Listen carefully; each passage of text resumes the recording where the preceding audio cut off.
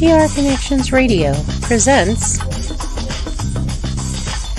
the Love of Business podcast.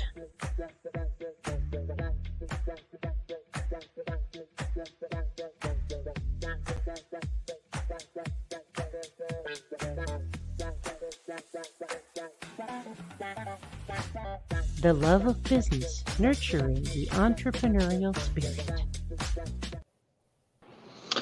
All right. Thank you for watching the Love of Business podcast. I'm your co-host, Davin Sundvik, and joined with me today is Edgar Rodriguez and Nine.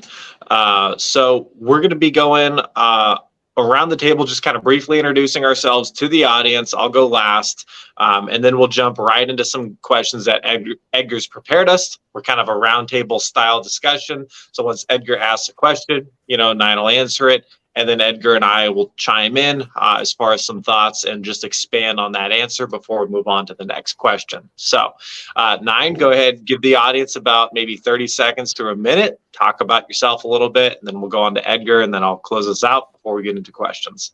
Yeah, hey, I appreciate that. Good morning, everybody, or afternoon, evening, wherever people are listening to this at. My name is Paul Kemppainen, but I don't go by Paul. I go by Nine, which is a nickname that came from the military. These days, I own a high-end security firm here in Las Vegas, Nevada, that does what I call Protection 2.0 for people, places, and things. So quick snapshot. Awesome. Thanks a lot, Nine. And number one, we appreciate you taking the time to be on the Love of Business podcast. My name is Edgar Rodriguez. I am your other co-host, and I am a business coach through Action Coach, which leads to Davin. Go ahead and introduce yourself, and we'll get us kicked off. I'm Davin Sundvik. So I own a real estate company right here in Southern Nevada. I mainly focus on the wealth building side. So how do you use home ownership or real estate ownership in order to build wealth? Also how business owners can grow their wealth by, leasing commercial property, as well as helping real estate agents grow their book of business. So a little bit of what I do in a nutshell there. Edgar, what's our first question of the day? Yeah. So Nine, the Love of Business podcast is to talk about, your passion and what led you to start your business, right? So can you share your personal journey that led you to start, this high-end security company? Sure thing. Hey, so I've been in the security field for a long time. I'll go super quick just through the journey and then dip into how I started my company, Sisu Enlightened Protection. Naval officer a number of years ago, moved on from there. I was a Secret Service agent, so did protection and investigations on the cyber side. Jumped from there to the Central Intelligence Agency because I had a fascination in James Bond and all things James Bond as a child.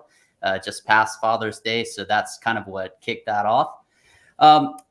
I go from the Central Intelligence Agency to the National Park Service, where I oversee security and intelligence for them. So that's everything from the gun that shot Abraham Lincoln up to, like, say, the Statue of Liberty on the high end. And then while I'm there, I get a quirk fascination in joining the space program. I applied to be an astronaut, get rejected, but I knew I'd be rejected because I didn't have the background. I took my rejection letter. Ultimately, somebody introduced me to the idea of this company called SpaceX in Los Angeles, California, and Elon Musk. So I applied. Ultimately, they said, why do you want to work? Like, the security stuff totally makes sense. Why do you want to work at a rocket company? I said, hey, here's my rejection letter. And they were basically like, you're hired here. So that started like almost a decade-long journey, protecting what I call the future of flight. And that led to the reason why I'm in the entrepreneur space today. Ultimately, Richard Branson ultimately says a great place to start a business from is frustration. And I was a bit frustrated at the quality of security that is available in the private industry space for people, causes. So ultimately for people, places, and things that I look up to and I enjoy. So I created a firm, incidentally placed it here in Las Vegas, Nevada, which I love this city. And I'm up, rock and rolling, and working with a number of cool clients that I care about, providing them with some high quality protection. Yeah, that's amazing. And I've gotten to know Nine over the last little over a year now, and building a good relationship with him and knowing about his journey. So I'm excited to dive, a little bit deeper in your passion, right? So with that being said, what makes you the most passionate about the business, and how does how does it impact your success? So what makes me the most passionate about my business or about my industry? So what I would say is this: I've just seen security in a lot of different disciplines, everything from cybersecurity to protecting people, events, and things like that. I ultimately work for Elon Musk, like I mentioned, and you can imagine that the bar for high quality and separately innovation is like ridiculous. I talked to a lot of people about the idea when I was working at SpaceX. Hey, do you have like a pretty strong program? I said, man, if you're working for Elon Musk and you're not, a man who is doing all this re-engineering of everything, and you're not re-engineering the security space, right, you wouldn't make it. So long story short, I would say probably a key ingredient of how I operate and my company operates is I'm very much focused on innovation, and then also ultimately just solving problems. I think the security industry as a whole is just a bit dated. So I'm a student of the industry, so I don't want to talk bad about it. But what I would say, interestingly, it's an industry that its Achilles heel is that it ultimately looks at and mitigates risk. But when it comes to change, it doesn't want to change because it has that Achilles heel. It does not like risk. So I would say, having worked for Elon, he is all about risks, and that's in my DNA. Yeah. And I mean, change is risky, but at the end of the day, if you're going to take big risks, you have to find new ways in order to mitigate them, right? Like that's the end goal, right? With innovation. So that's really cool that you come from it, from that perspective, so just, I don't know. Yeah. I love that part of it. Yeah. Yeah. I would just say I'm passionate about that. Yeah. Yeah. If you think about it, right, if you come from working from a high end, right, like a SpaceX, right, and knowing that the innovation that's happening there, it gives you a different perspective when it comes to business. And with what you're doing with Sisu, it's creating that standard, right? Not the expectation, but now there's a new standard to high level security and how you go about it. And that's what I wanted to get into is you talked about it right now, that it's an evolving, because that industry has been set in its ways for decades, right? And you have to centuries innovate. Right? Yeah. But it goes go back. Yeah, it goes back, right? So it's like, how do you see it from what it was back then to what it's evolved to today? So that's a good question. And then incidentally, I'm about to release a book called The Tao of the Modern Day Samurai that embodies a lot of what I'm about to tell you.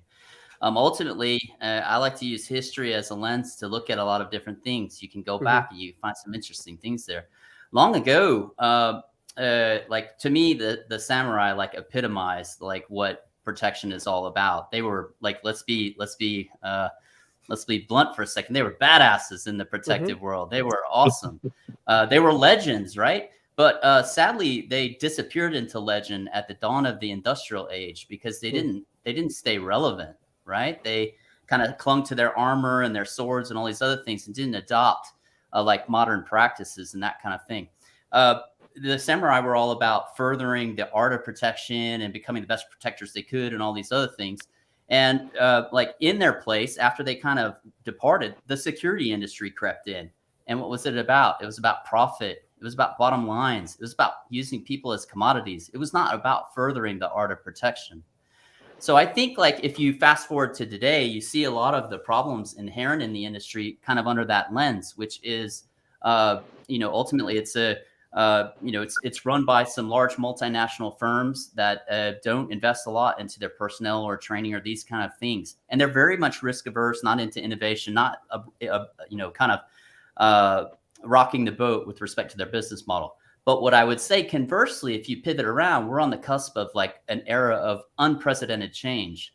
Everything from AI to robotics to advanced computing to new advances in aerospace and all that. And I'm firmly, convinced of the idea that the security industry at large, how it stands today, because of these kind of flaws that we're talking about, isn't well equipped to tackle some of these challenges. And in the end, when we talk about change, like Davin brought it up earlier, which is pretty intriguing. These industries like AI and robotics and all these other things, these engineers that are building these efforts will ultimately adopt those roles if the security industry doesn't kind of quickly change. That's how I see it. Yeah. Yeah, that's a lot to unpack there, right? Is knowing how like you talked about the get-go, right? Of how it's evolved over time, and knowing how to stay ahead, right? If you don't keep up with modern time, you will get left in the dust, right? And just like in business, like the innovation that happens not just in the security field, right, but just in business in general, like how do you adapt and overcome?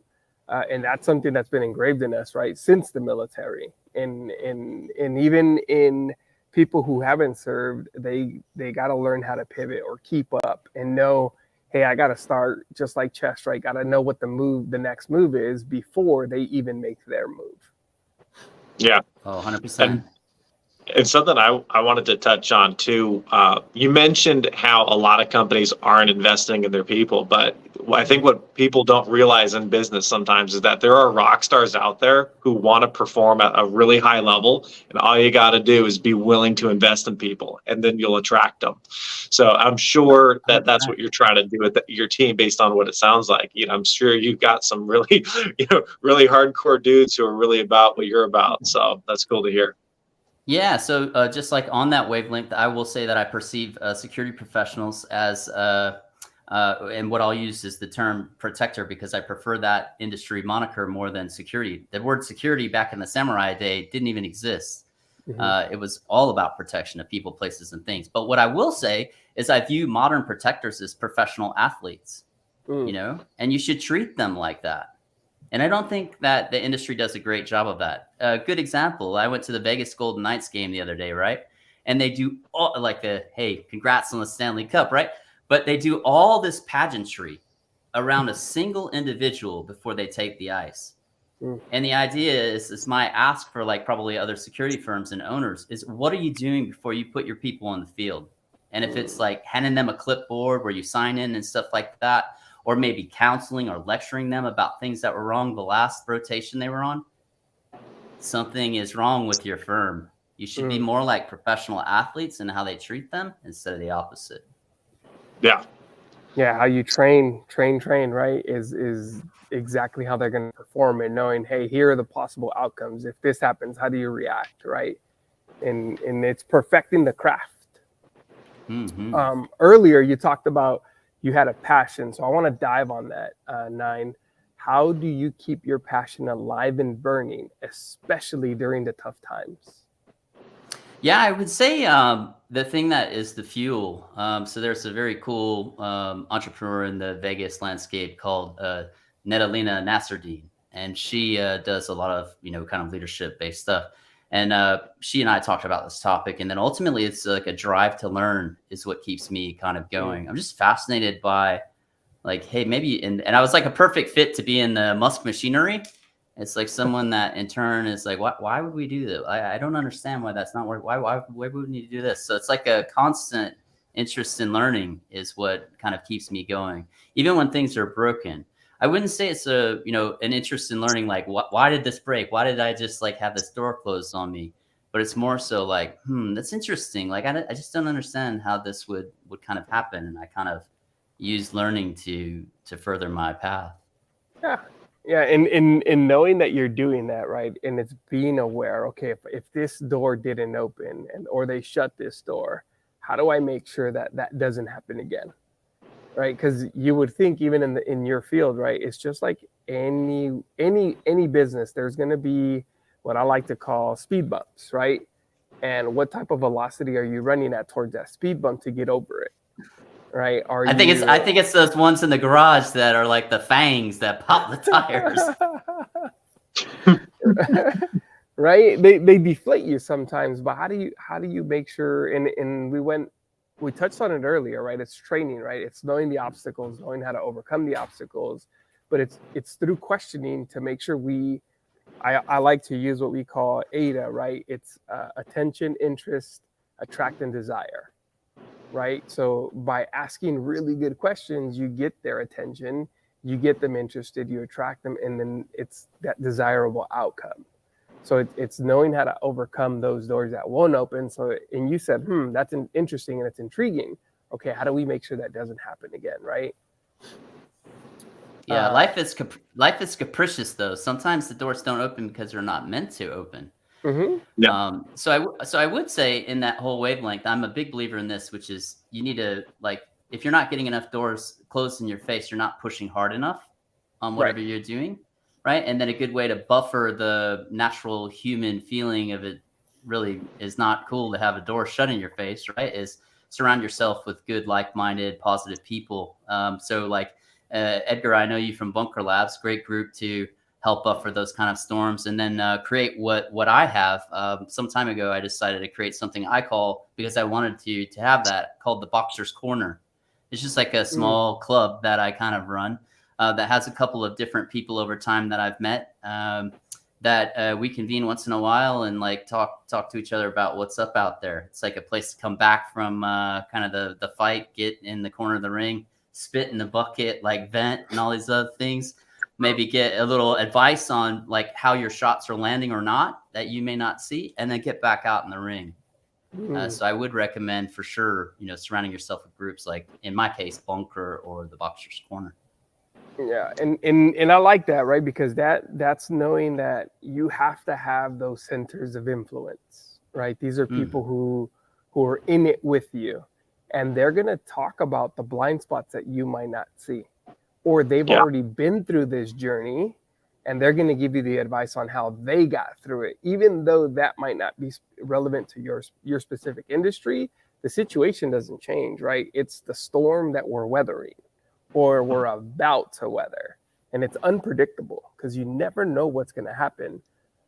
But going through like your Boxer's Corner, Bunker Labs, or just having your center of influence. So for me, I like to call it my starting five, right? Who's in my starting five that I know I can always call, always communicate with, and they're not going to judge me. Hey, I better be on that list. Put me on the list, man. Put me in the what do you call it, like the backup squad or farm league if I'm not on there.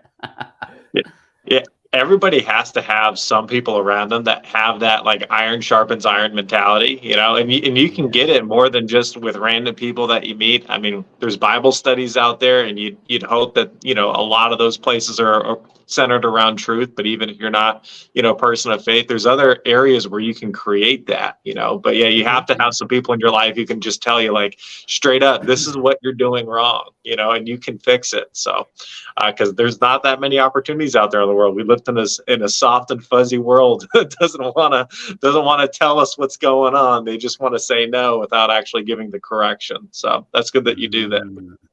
Yeah, and something in that, because I want to shed more light on it, is number one, you don't want people in your corner who are going to tell you every single time, hey, it's going to be okay, it's going to be okay. You need the brute honest truth, right? 100%. And that's what's going to build that. Okay, understood, roger that. Here's how we're gonna tackle it, right? And that's why I said the blind spots. It's those people that are gonna give you that hard truth of asking more questions so you can think through the situation. So if it ever happens again, now you know how. Hey, here's how, and that's what fuels you, right? That's what we talked about. How do you fuel through those adversary times? Which leads to the next question. How do you align your business goals, 9, and your personal passion and values? So, Edgar, I think you've heard me touch on this answer before, but oftentimes I have a hard time of unpacking these two worlds. I think for sure, if you set up a business, it better align with your personal interests and your passion set. And then you need to figure out ways that it can unlock what else drives you. So say, for example, with myself, I love to learn. And, for me, I have a business that helps people, places, and things. I literally just last week was with a large energy company that is like doing some very innovative things on the East Coast. And while I'm there doing that, I'm learning, or I might be around a VIP or something like that in Vegas. And then I'm also kind of like learning through that as well. And there's plenty of adventure to be had in the security field. And I don't mean like traditional like Hollywoodish stuff. But through my field, I've done everything from go to the Super Bowl and do protection there to do search and rescue training with the National Park Service to work alongside astronauts. So like ultimately, I would say this is go back. If you're going to be in business, make sure it aligns with a personal interest, personal values, and then separately affords these opportunities that will fuel your day-to-day drive. And I think the more of those, like now that I think about that and chat with you guys, the more of those that you have in place, the more effective that fuel becomes, right? It can't just be one thing. It has to be like a so when certain aspects of the business aren't hitting or survive, thriving or whatever the case may be, other aspects of what you're up to keep you motivated. Davin, anything you want to add? Man, yeah, that's a lot to unpack in there. But I guess I do agree, because it's like if you're passionate about your business, like you're gonna do things, take more risks. You're gonna want to improve it in a way that nobody else will. Like, and in business, nobody can do it for you. At the same time, though, it's also very tempting in business to chase that opportunity and say, well, I'm not necessarily passionate about that thing, but I have this opportunity. I can go pursue it, and I can make a lot of money at it. So you do have to balance sometimes the opportunity versus the passion. But sometimes if your passions are in line with that opportunity, it's like, then you're golden, right? But yeah, because you can have all the passion in the world, but there's no market for something, Yeah, I'll shed a little light, because this is an opportunity that came to our plate literally less than a week ago, and I reached out to Nine, and we got invited to speak at this year's coming Military Influencer Conference, and it's the passion behind what we're doing that led to this opportunity. So this is a journey that I thought this will happen in 3 years, and I feel like it's happening faster, and it definitely needs to be taken care of quicker, rather than later. And it's that fuel behind that's leading towards this, right? And that's what I wanted to unpack with Nine, is that I've seen the passion because I've gotten to know you going through Bunker Labs, right? And seeing the impact, the level of detail and the value that not only you bring to the table in your other cohort members, but now as a captain for Bunker, you want to surround yourself with those like-minded people, right? And it's learning other people's passion that helps you find your passion sometimes. Mine, I didn't realize until just recently. It was earlier this year, and now it's literally what's fueling me, because I always hear or I always thought it was my kids. And it's not my kids, because at some point in time, they're going to be long gone. And that's what I had, that moment where I was really, really in deep thought of like, what fuels most people, and how do I feel that? And then it just hit me. And now things are coming into fruition. But I'll lead to our next and final question before we wrap up, because I know we're going to get short on time. But are there any unexpected ways, Nine, in which your business has influenced or been influenced by the community? That's a fascinating question. So lately, I've become very so there's two different aspects of that. I would say very much on the Vegas side. I'm definitely about this community. I have loved Vegas. I've been coming here since the probably late to mid 90s, and increasingly so, and eventually moved here. And I love to be a part of the fabric of this community, supporting things like Neon Museum, and then separately do a lot of like homeless outreach and go into what people don't really maybe understand is there's hundreds of miles of tunnels below Vegas that are occupied by the homeless, and then go with a group called Shine a Light locally to do a lot of outreach efforts there. But what I would say about community is something else. And indulge me for a second on this wavelength, which is the samurai, right? If you go back to the history at the beginning of the chat, they were all about community, right? They actually integrated into the communities. They did things besides protection and warfare and stuff like that. They actually did city planning and all these other things. They influenced the groups around them. Community was very important. And fast forward to today, I think community is like absolutely critically important, right? These days you can't like the traditional way of doing business has changed. Now it's about building an audience, separately transitioning that audience to a community, and then in and around that community, kind of taking a hill, if you will, be it like, say, for example, homeless outreach, a business cause, or something like that. So community is critically important. And then probably on a related theme with that, I'm doing a lot with my business in and around people that are building communities lately, because with communities come problems. So I've been surprising to myself as a business is I've met a lot of people who aren't your traditional like VIPs or celebs that are encountering those type of issues. And there is no source for them to go and seek counsel, guidance, others that can help them navigate these things. Everything from the like loss or takedown of their YouTube channel because of an overseas hacker to like say, for example, a singer now that I'm working with who's being threatened and stuff like that. There is no resource for them. So I've created like a private community I call the escape room to help those people out. So community is an interesting and novel area of what I'm up to and a passionate thing for me. That's amazing. Yeah, community is a good one because I mean I think people really they really underestimate the power of being connected because they think business, they think, okay, well I gotta get a billboard, I gotta advertise on Facebook, I gotta do this, and then they forget their word of mouth marketing and they forget that they actually can solve problems that they're just gonna organically run into without needing to ask for the business.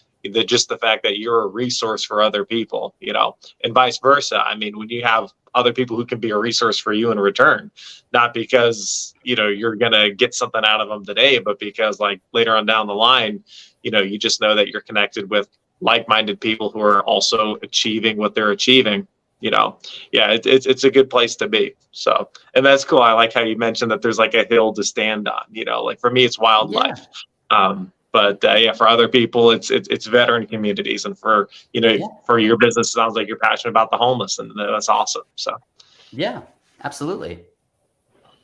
Yeah, you think about community, right? In the business journey with community, is what as a coach I've always instilled in people that one voice is not as loud as the community you surround yourself with and the community you can build. Because as a 100%. business leader, right? As a business leader, you choose your community. Your community doesn't choose you. So think about that. You build it. It doesn't build you. Yes. Right? And you got to learn how to lead that community, even through business and in what you're doing. Because that's what's going to help echo your voice, not just in Vegas, but across the country, across the globe, right? And what 100%. you're doing now in the court, right? In creating the boxer's corner, right? And now through the escape room, you're building two different communities for people to have an outlet, right? To be able to come together to not only connect, but share, hey, here's what's going on. And how do we get through this? 100%. I would say, I'll just grab the mic for 2 seconds. I know we're probably getting close to time, but one thing I did learn recently, I talked to this girl who is very much involved in community building, has done some great work with Facebook and all that. And she provided some interesting insights and introduced me to a couple of others. And I learned something pretty recently that it didn't really occur to me, which is actually communities need to be exclusionary. And I'm like, that's interesting. Like, what do you mean by that? It's like a community without some degree of exclusivity is not very powerful. So back to what you were saying, Davin, about the, it's getting a community aligned around a particular issue, right? It's exclusionary, right? My group is for people that are passionate about wildlife or wildlife protection or something like that. It doesn't mean others can't join, but this is like our exclusivity. I think that's like critical. And the more you try to create a community that's kind of just very broad based, it's not as effective or functional. Yeah, Absolutely there. You hit the nail on the head, and we do have to wrap up here. So really quickly, let's each take about 20 seconds, 30 seconds, maybe mention something that they'd like to see in the podcast in the future, maybe something we didn't talk about, or just expand on something that we talked about that we really appreciated. So Nine, we'll have you up first, and Edgar, and I'll close this out right at the end. So two things for me. I'm super passionate about that homeless issue. So I think it'd be super cool if you all hosted someone from the Shine a Light organization. It's a tremendous one here in Vegas. And then separately, I think for sure that topic of community is like, there's a lot to unpack there, as you say. And it's an important topic. And I'd be happy to broker some introductions to some people that are leaning forward with respect to community building. It's a fascinating topic. Yep. Rock on, rock on.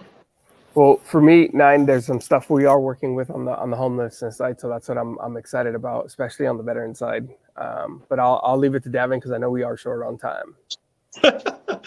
All good, all good. I really loved just hearing about the things that you're doing, like those positive habits and mindsets that are creating some real results for you, like in the innovation side, on the change side, on the community building things. Those are all awesome. And again, I'm trying to keep this short because we gotta get off the air really soon here, because this is definitely a good one. We packed in a lot in a few minutes. Nine, real quick, right before we get off the air, how can people get a hold of you? So it's here on my moniker on the screen, just my website. Okay. It's sisu.la. Perfect. Awesome. Yeah, people can reach me at davinsundvik.com. Edgar, where can they reach you at? Edgar, oh, you there? For me, just find me on LinkedIn. There you go. Awesome. Yep. All right. You guys have been watching the Love of Business podcast. Thank you for tuning in, and we'll see you guys next time.